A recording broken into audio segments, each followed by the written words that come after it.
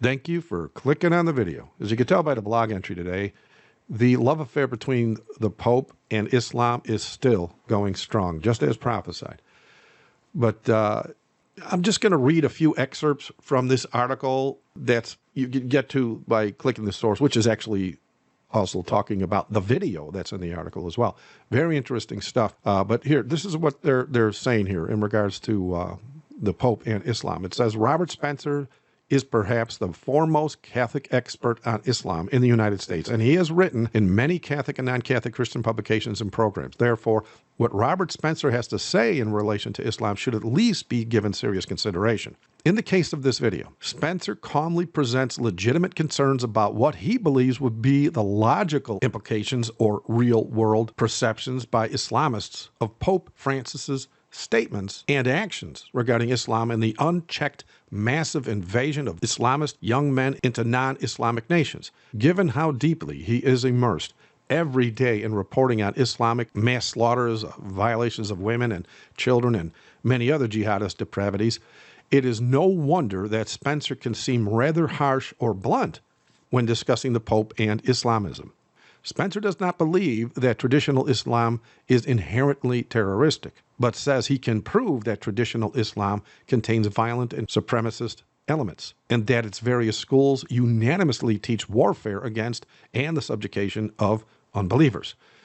Well, with all that said, the Pope still declares Islam a religion of peace and the Quran to be a peace-filled book. And as this reporter states in the video, he also claims meeting with known terrorist leaders, as he's doing in this article, to be an act of love. I mean, this man of sin in Rome is doing the exact same thing Hitler's Pope did, only now he does this openly without fear of much reprisal because of how easily the media of today is scripted, as well as how everybody's in agreement or wondering after this beast in Rome, as the prophecy stated.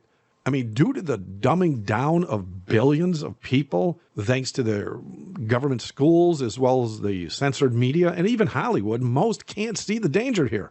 And even though violence is committed right in front of the face of some of these people, they still don't speak out against this Pope because even if they did, the media would not allow it to be published anyway. Hence the reason I've had more than a few videos deleted by YouTube, as well as my main site being censored by AOL, Google, D-Link routers, and a whole mess of others.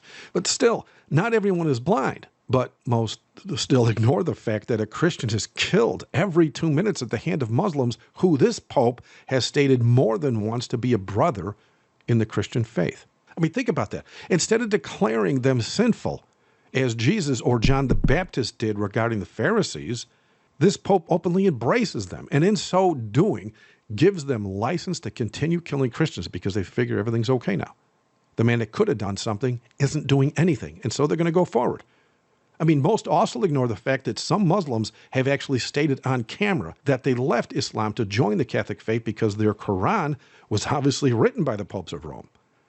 And most ignore the fact that Islamic leaders teach those loyal to their religion via their Quran and even their actions of approval. They teach them to not only worship the Roman Catholic Mary, which that one Muslim was talking about all over the place on that video I did some time ago, they are also in agreement when it comes to child molestation. But not for long. Soon, King Jesus will return, and Rome will burn, as will everyone in bed with the harlot that sits upon those 7 hills. Thank you for watching. God bless.